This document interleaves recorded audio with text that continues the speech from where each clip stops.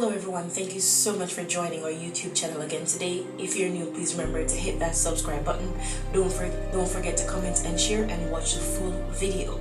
We are still handling this segment with Mutabaruka in regards to the deceptions of Christianity. This is part 3. Please stay tuned. They come through some irrational and sometimes illogical understanding of self that man should really give over, like Santa Claus. When a woman, as we said last week, a woman spend 360 days at work to get her child a present, and then say that she tell the child that it's fair if she work hard and get the child a present. She put it in her socks and hang it on a tree and give it over to a big belly man named Santa Claus. So this lie perpetuates itself in our youth. Where you don't tell the youth, you don't tell a lie, you know. But the biggest lie is that Santa Claus come and give the little youth a present. So the youth become loving up this big belly man, where every Christmas now you see them put him in a big chair, red and white, going with that. And now you see even black people are dressed up that way there. That's true. You see, last week we talked to our brethren about the White Christmas, the song White Christmas, and him couldn't even comprehend the psychology of White Christmas and how White Christmas maintain itself in the idea that white is beautiful, white is pretty and all these things. Him couldn't comprehend that. You see, him keep rationalize that the song don't make no mark difference in no one's living and how them live. But it's a collectiveness we are dealing with, and the perpetuation of a certain ideology. And it linked the ideology of I'm dreaming of a white Christmas with Santa Claus. All of these things linked together. You know, see, we're not using it as just one facet or one aspect of the thing. It's a totality, a sum total of a mindset that has been perpetuated on us for years through a European philosophy and ideology that it's very difficult for us to come out of it. Very difficult to come out of it. And a lot of these ideas is maintained through grandmothers and great-grandmothers and grandfathers. And I just want to add that Christmas has no ties to Christianity. It is a pagan holiday. It is not of God, and it's not affiliated with Christianity. And great-grandfathers who declare these days now as very corrupt days, when it is because of those teaching perpetuating itself and what we call genetic memory, where the child becomes a person even in the womb of the mother. Even in the womb of the mother, the child is a person. So the child is feeding from the mother. The psychology, as we said last week, one of the ways them pacify the male resistance is to tie the father to what them call it? Yeah, tie up the father between two arms and make the mother, the pregnant woman, watch this cruel, inhuman action where they would put black people, black man, after whipping them 100 lashes, would have split.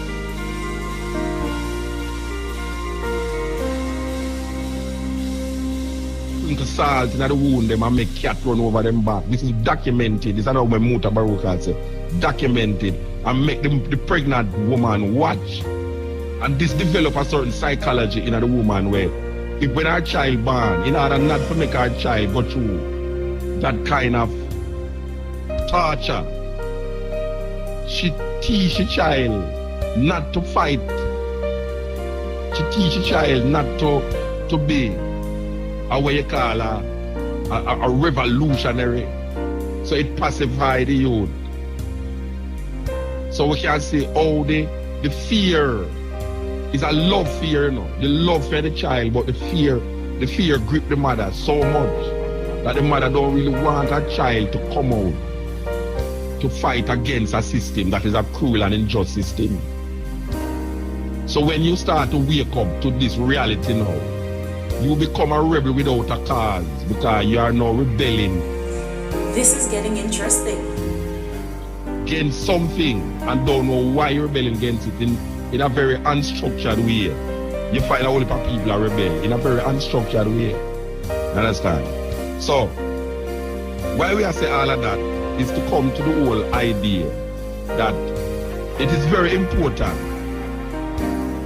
that when we play certain things on the radio, and we don't want a man just look and say Muta is a Rasta.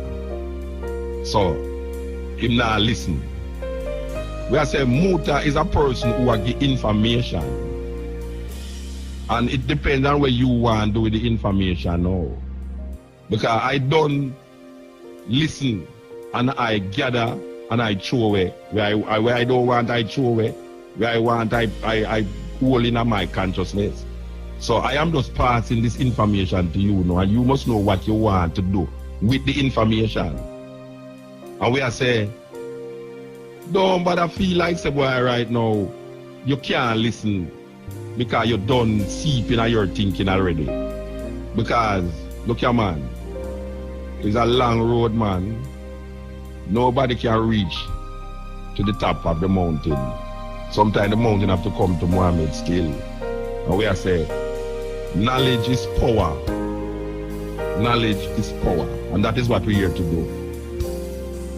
Yes, knowledge is power. But the Bible says through knowledge, the just shall be delivered. However, when you're getting knowledge, you must know how to discern what is right from what is wrong. Some things that you may hear may not be correct. So as we are saying now that we're going to turn the cutting edge into a theological college for the next 3 weeks. I hope say you have your tape and cap because this is the cutting edge and I reckon. Okay.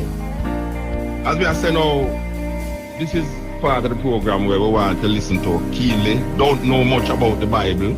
Most Jamaican people have a Bible in their mouth, but most Jamaican people don't read it. But them can tell you everything when I and misquote everything in it. So when you come as a person who read it and talk to them say, where you get them foolishness from? I have spoken to Christians, hardcore Christians who go to church every Sunday already. And I tell them some things in the Bible and them I say, me can go out with my Rasta talk. Because them things are not in the Bible.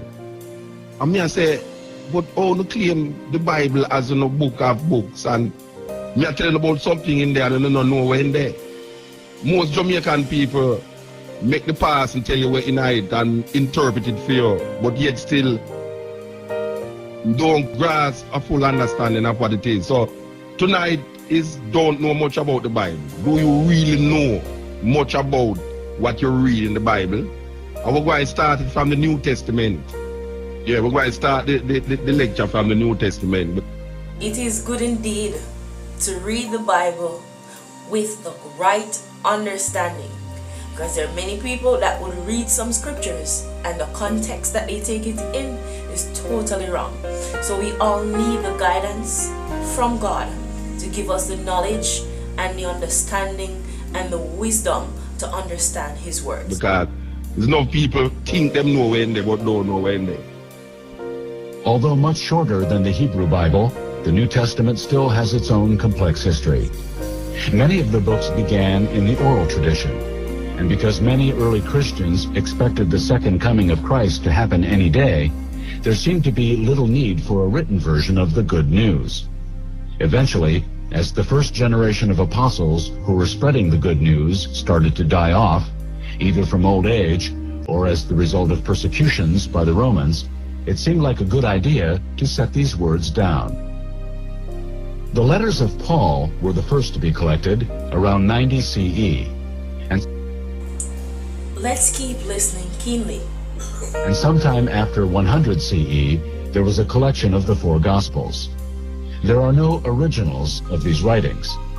As the early Christian church grew, the Gospels and letters were widely copied to be spread from one Christian community to the next in a day when there was no Kinko's or corner copy shop.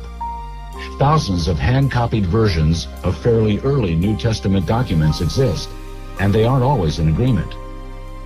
The concept of a New Testament, an assemblage of holy writings that added to or even replaced accepted Hebrew writings, emerged in the 2nd century CE.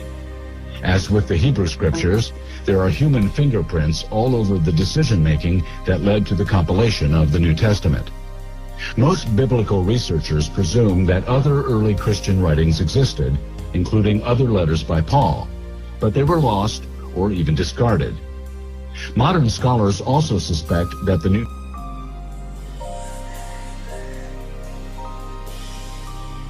New Testament authors had access to a collection of Jesus' sayings, a kind of first-century Bartlett's familiar quotations, or quotations from Chairman Jesus, called Q.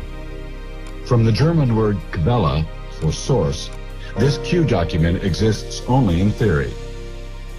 If there are only 4 Gospels, then what are the Gnostic Gospels? In a story combining a little murder mystery with some Indiana Jones intrigue, an Egyptian peasant made an extraordinary find of 13 leather-bound books in 1945. As recounted by Elaine Pagels in her prize-winning book, The Gnostic Gospels, a farmer digging near the town of Nag Hammadi, located on the Nile north of Luxor. There is nothing that mankind can do to prove that the Bible isn't real. We all know that the Bible is real whether you believe it or not. We know that God is real whether you believe it or not, because there is a whole lot of proof.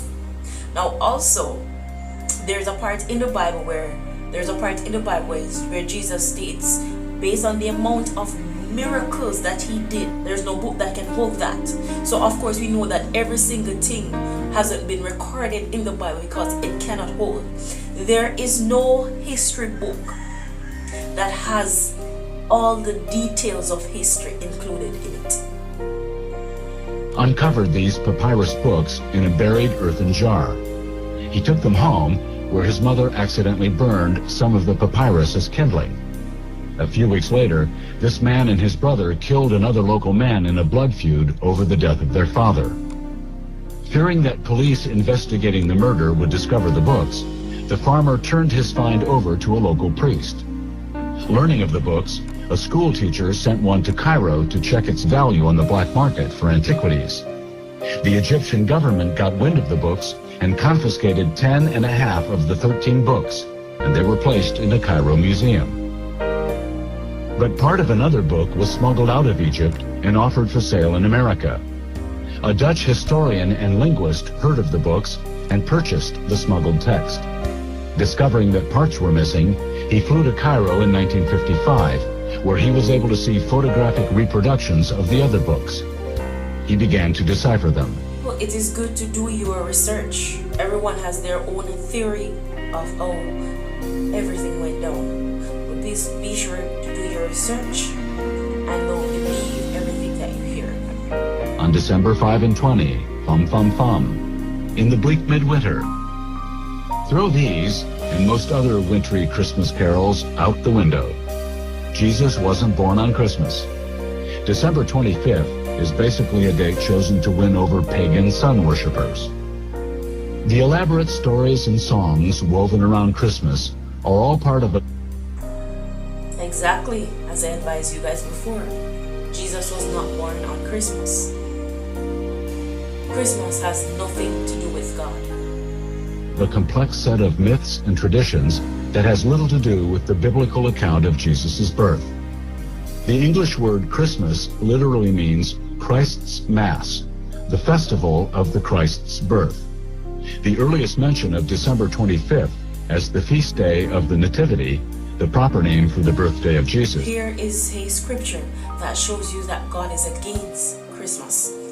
We are now at the end of the video. Thank you so much for joining us today. Stay tuned for more videos.